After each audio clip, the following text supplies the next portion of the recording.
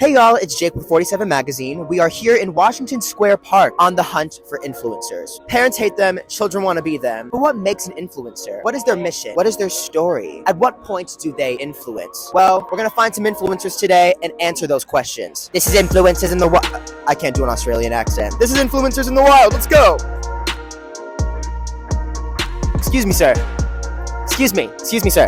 Are you an influencer? Have a good day. So, to you, what does it mean to influence or be an influencer?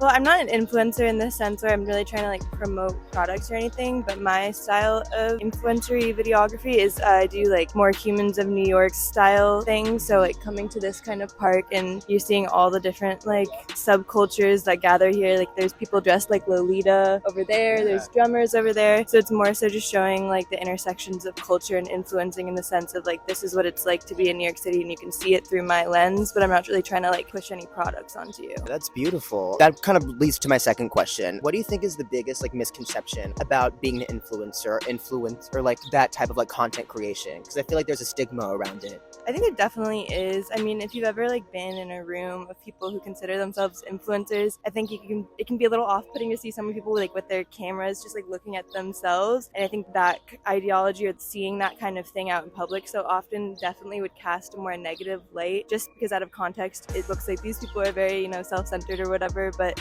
if that's part of their job, then it's more, the context is more understandable.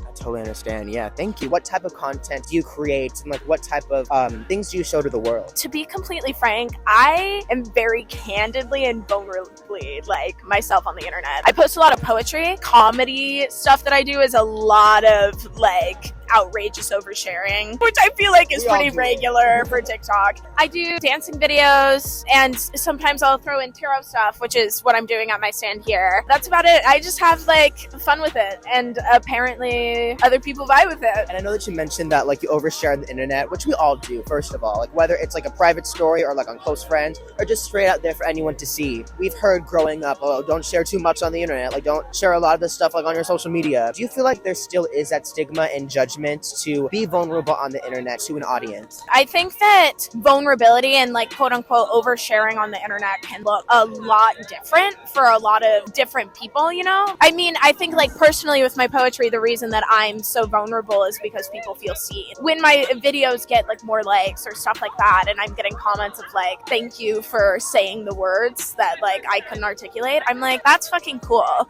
And I think that there's like a speaking up and a standing up that sometimes it comes with just being candidly yourself, and it's terrifying because the internet is full of everyone and there's a lot of assholes on the internet. That stigma exists, and I think people give people shit for like crying on the internet or whatever, but like be yourself on the internet. Who gives a shit? If they give a shit, they're insecure. By any chance do you create content online? Oh, he ran away. And he's camera shy. Excuse me, do you influence? So, my question for you guys is, to you, what does it mean to influence, and how has online helped you like further push your creative mind? Well, I think like having an online presence helps push like individuality, because you're getting inspired by people constantly. Like with algorithms and stuff, like you're constantly seeing new shit, new things, and new people. So you're constantly getting inspired, seeing new shit. So I try to inspire other people in the same way. And what inspires you the most? Like, where do you find inspiration to make content online? I don't know. I just like looking hot and posting my outfits. Like, I just want to say you look awesome. I love this. Can we do a fit check?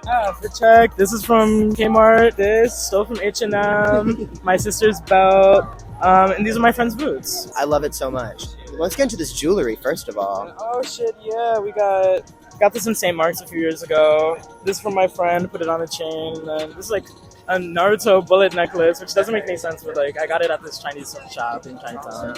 I love your rings as well. Those are so beautiful. Can I ask you a question? So my question for you is, what do you feel like is a big misconception about having a presence online? I feel like people think that you're trying to maybe like to appeal to other people, or like, oh, she's trying to get likes, or like trying to get followers or trying to do this and that. When sometimes I just post stuff just because I like to look back at it and look at myself. So that's why I post TikToks, because it's like, I don't know, I feel like a lot of times people just try to shove a narrative on you and on creators. That doesn't necessarily apply for all creators. So what type of content do you create online? So I'm a fashion stylist, and I specialize in people who aren't comfortable with their bodies yet. Beautiful, awesome. And how long have you been doing this type of work? So I've been in clothes for 10 years, and I've been in styling for 5 and personal styling for 3. Wow. And what app do you usually promote your content on? So I started on TikTok, and then I do a little bit on Instagram, but TikTok is where I live. And for you, I know you mentioned that you're doing fashion stylist, primarily focusing on people who are more insecure about their physical appearance. Since you're doing something super uplifting, a lot of people don't really understand that type of content creation or influencing, because people have a stigma of influencing. Do you feel like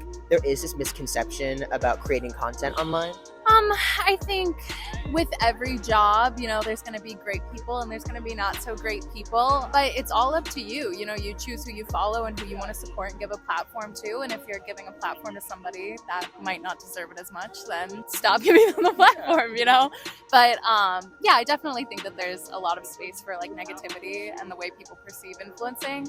But, I think that if you want to find the good people, they're there. You just got to do a little extra digging. What do you feel like is the most rewarding thing about this part of your job? I actually have a lot of therapists reach out to me and say that they recommend my content to their clients, and that's something that like really makes it all worth it, because it's hard for me to think that anything I'm doing is worth anything when I don't see the people. It's nice to get a professional opinion that it's helpful. That's so inspiring. I just want to say, I can't do an Australian accent.